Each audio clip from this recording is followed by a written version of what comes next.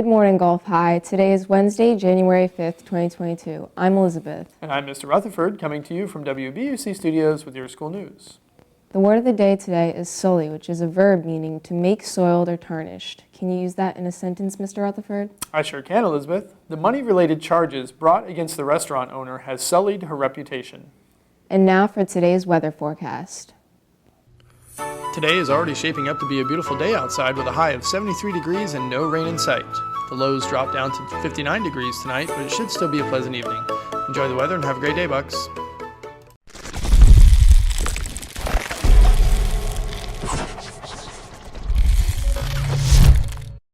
In 1933, construction on the Golden Gate Bridge in San Francisco begins. In 1920, the New York Yankees announced the purchase of Babe Ruth. And in 1972, President Richard Nixon signs a bill authorizing funding to develop a space shuttle program. In current news, as of today, the iconic BlackBerry cell phone, one of the originals of the cell phone boom back in the 1990s, is no longer usable. A reporter does a live broadcast inside his car since he was trapped on I-95 after Monday's winter storm that hit the state of Virginia. Pepsi is re-releasing Crystal Pepsi, which was a clear cola that they tried to release in the 1990s, but it failed miserably. But you won't be able to buy it in the stores. It can only be won through a contest. And a dog finds help and leads police to his owner's car crash.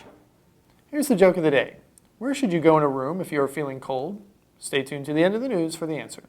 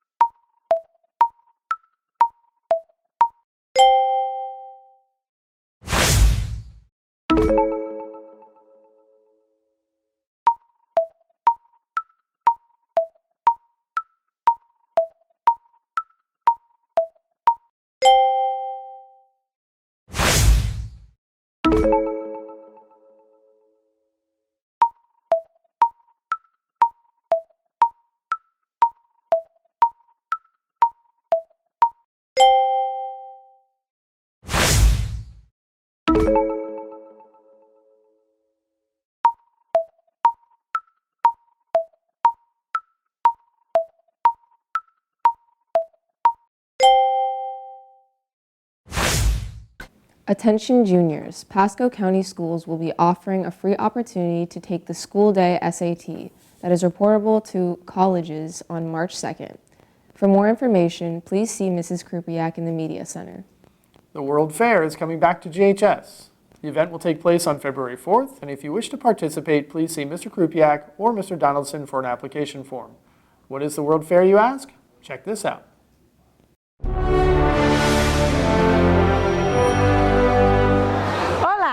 Hi, welcome. Welcome to the Gulf High School's first World Fair. I'm Senora Rodriguez, Spanish teacher, at Gulf High and the sponsor for the Spanish Honor Society. And as you can see behind me, we have a lot of countries being represented here.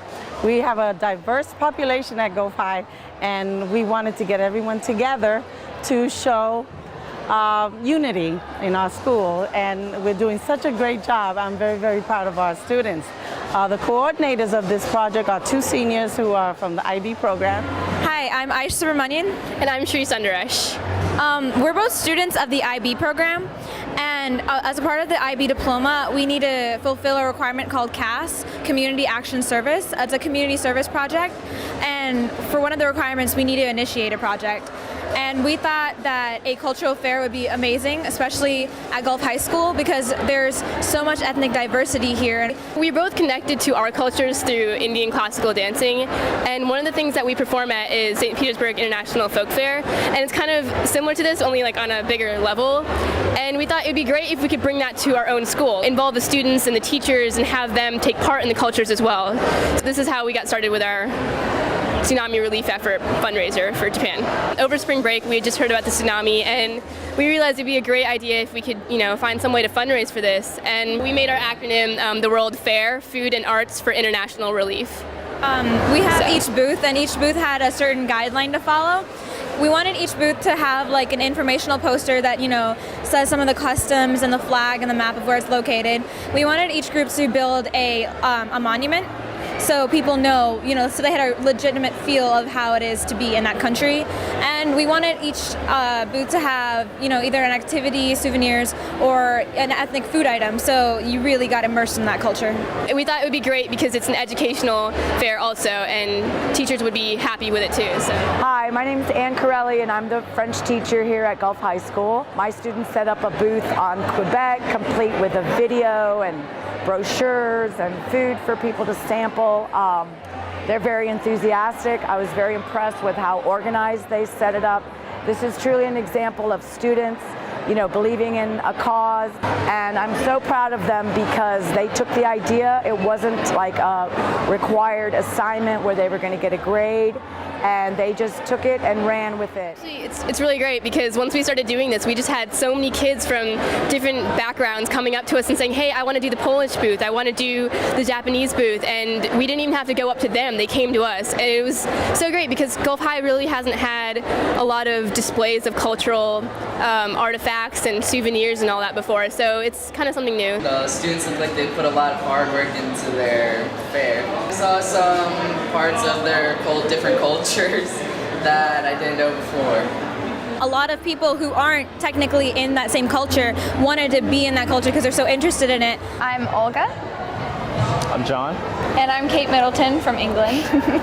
I'm not actually from there, but that is the country that I wanted to represent. I've always been interested in England, and I have a pen pal who lives there, and he's taught me a lot about the culture and the country, so I really like it. It's really surprising how many kids here are actually really connected to their culture. There's so many kids who know how to cook these ethnic dishes and who have all these costumes and these decorations. And it really illustrates that international aspect of the International Baccalaureate program, the IB program, and it's just a lot of fun to dress up.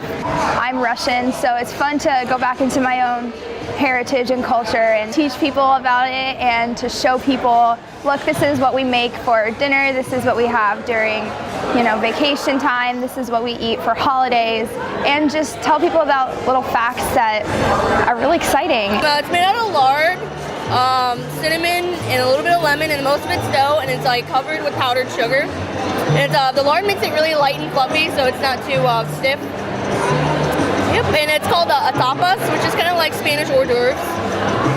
I think it was really cool. They have a lot of different kinds of foods and stuff, and it's cool that they're showing us all their, how their culture, how they live their own life and stuff like that, and how they had different food and different activities you could do at different countries. Yeah, it was cool. I liked it a lot. So, where should you go in a room if you are feeling cold? Into the corner, because it's usually 90 degrees. That's all for our news. Have a great National Whipped Cream Day, Gulf High. To January 5th on the National Day calendar. The first recipes for whipped cream date back to 1549, when they were already calling it snow milk. These early chefs were likely whipped after an hour of beating the cream with a willow branch. This technique lasted for the next few centuries until a clothing salesman from St. Louis changed all of that. During World War II, when cream was rationed, Aaron Bunny Lopin began peddling Stay Whip, a substitute made of light cream and vegetable oil. Then in 1946, Crown Cork and Seal Company made the first seamless aerosol canister, and with it, Lopin put Stay Whip on the map. With a shiny red lithograph can, a new product name, and an army of milkmen to deliver it, Ready Whip made Lopin a fortune in only a few short years.